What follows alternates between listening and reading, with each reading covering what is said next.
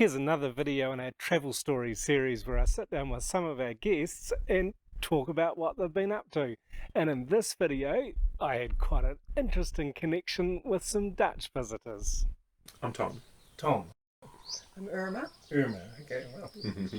It's been lovely to have you come and stay. It's really nice to have people who have the time just to relax a little bit and enjoy the environment, and you're not rushing off this morning, so I thought it would be good to have a little chat. And, For sure.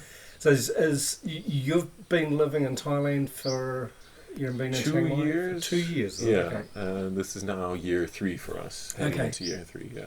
Okay. And you're doing IT? Something? Yeah. I work so, online, and Tam, my wife, she is a teacher. Yeah. Okay. Well, it must be working out if you've been here for into your 3rd year to be working online. It's so great. far, so good. Yeah. I mean, all things change. Yeah. I've done various things online for a long time, but it changes a lot. Yeah. A few years ago, I was writing a lot for different photography publications, but that's just all dried up. It's gone. So it just the whole industry's changing and things change. So you got to be flexible. Yeah. To roll with that. Yeah. And Irma, you've been travelling. I've been traveling. I'm the mother of Tam. Yeah. So he's my son-in-law. Okay. Yeah. And Tamara, as I call her, was born in California. Okay. And she has a sister, and so I stayed there for about 25 years. Okay. Yeah. And then I came back to the Netherlands. Yeah. In between, I went to some other countries with her father as well, and they came too sometimes. We went to the UK, and she went to school there for a year, and we went back there again and everything. So eventually, I ended up in the Netherlands again, and then after our divorce, I went traveling by myself and my dog. Okay, wonderful, lovely. Okay, Yeah, and you said live now in Mallorca. And now I live in Mallorca. Okay, cool. So, And then we were talking about, as I do with customers from the Netherlands, and we've had so many this year. It's been amazing. We've Really? Had, I think the last interview I did was with a brother and sister from. He lives in Amsterdam. She's from in Den Haag. yeah, that's where I'm from. So they're travelling together. And then another family earlier. So it's been really fun. But I always ask, where are you from? Which part of the Netherlands? And people are like, what? What are you? So sort of, I don't realise. Okay, well, I'm half Dutch. Really, you wouldn't know it, but Definitely. But to find to meet someone from Voorhout, which is like, how close to Sassenheim is that? It's a 15-minute bicycle ride. Yeah. I've done it. I can't remember. Yeah. It was a long time ago. 'Cause I lived in Sassenheim where my dad was born for probably about 4 months in sort of 1986, 87. But when I arrived there was news on the TV and the radio saying, warnings, don't ride your bicycle, it's too windy. Oh, yeah. So for me, this was like, what? How windy can it be? And it's just like, wow. Very really windy. It can be very windy. amazing. Yeah. So, and my first job, I think I did only for about a week, was in Voorhout. So I would ride my bicycle there at night and work on the conveyor belt, but I didn't last very long. But, No, I didn't last very long in those flower bulb factories either. It was pretty bad. It's so cold at night. This was for somebody from October, New and it Zealand. just kept on getting colder and colder. But then I got another job really easily. It was even though I didn't speak any Dutch at that point, but I learned while I was there. I was studying in the evenings and stuff. But we talked about my cousin having the sports goods store in Sassenheim, and it's like, if there's anybody that's been through, sort of lived around, surely you're going to know that sports shop, because the name was like right up on it. I think it was just opposite the park. Yeah, there was a really nice park in Sassenheim. The main street in the main street there. And then, the connection with your basketball team was quite crazy. As a sponsor, as soon as you said it, the name of it, LJ Sport, you get the hairs tingling on the back of my neck for the coincidence. A really amazing coincidence that it's sort of from across the other side of the planet. That I guess it's still in the family, but my cousin, I think, he's older and retired now, so but the family's still running it. Yeah. The shop's still there. I had to text my mom as well. And, because my mom still lives in Voorhout. Okay. And then she said, the shop's still there in the main street. Hasn't moved. So I was actually going to have a look on Google Street View to see if it was still there. I think it is, and then contact. I do have a contact from a cousin, so I'll mention to him that we've met some people that have been sponsored by the family business type of thing, which is really fun. But I love connections like that when you talk to people and when people are off their phones. They're always these days connecting with people all around everywhere else, but when you talk to people right there and difference. Just start to get a conversation and explore, you find there's all kinds of connections. For sure. And it's amazing. You can meet people. Like I say, it's a small world. Yeah, really. And it is a small world if you start doing this. Like you're so close.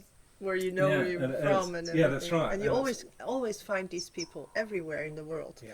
It's like, oh, you're from there, and you think, like here, I think I'm so far away because I've never been in Asia. This is wow. It's our first trip, and it's amazing. And it's like, but then you see people and you think, oh.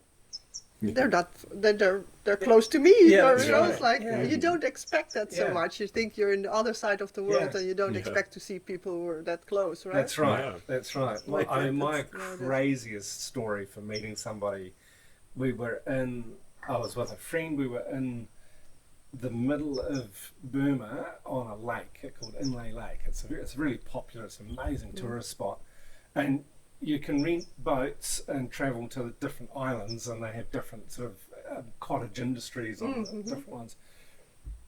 And there was another boat. It was just me and my friend Brent on one of them, and we'd stopped at this island. We're talking to these other people from Australia, and it's really funny. It's like this lady said, "Oh, you're from New Zealand? Oh, we've got a New Zealander on our boat. You should talk to each other." It's like we all know each other. Kind of just remembering thinking that, and so I was chatting to this girl, and it's always like, "Where are you from?" Okay, we're from Auckland, and most New Zealanders are from Auckland. Yeah. Oh, what part of Auckland? Oh, the North Shore. Oh, really? Okay.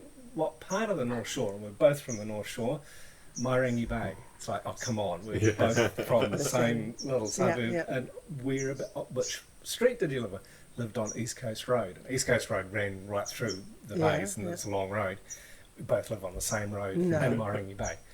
And what number was it? And the numbers were different quite a lot. And but I was saying, it's near the college and near the gas station, and it's right. We were saying, I was right, but she was on the opposite side of the road, then she had to go. Her boat was leaving and that, and she described the house with a big oak tree, and I was just like, just after she left, it was like, oh man, that was just directly across the road from our house, and I used to work with her sister in the supermarket in my after-school job. It was just like crazy, but that was 2004, so it was before Facebook or anything. We didn't get contact or anything like that. Nobody had a mobile phone, but middle of nowhere. Amazing. Sort of meet people that you live across the street from. And it's wonderful. Well, they say you're supposed to meet, huh? Just it was planned. A fun thing, we're just staying in this area. We started in Bangkok. Okay. And my brother lives in the south of Thailand already for 20 years or so. Didn't see him. We had to go suddenly somewhere else.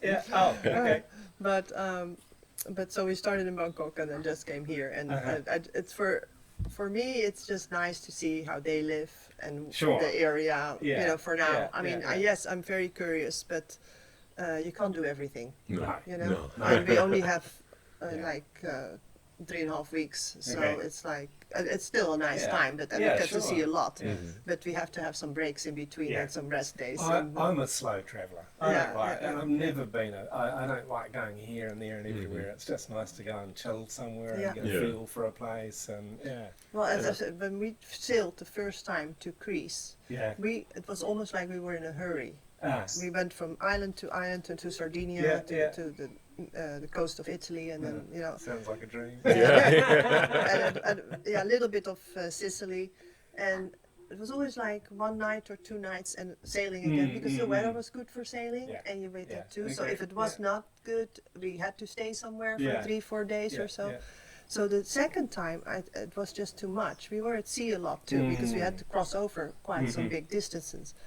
And the second time, I was way more lazy. And when it was like, I would like to see that island, but I really enjoy it here right now. Let's lay here another week, you know. And then we walked on the island and got to know it better. You get to know some people, and that I enjoy more now. But in the beginning, that was just something we had to do somehow, you know, to get to the point. It's gotta get out of your system.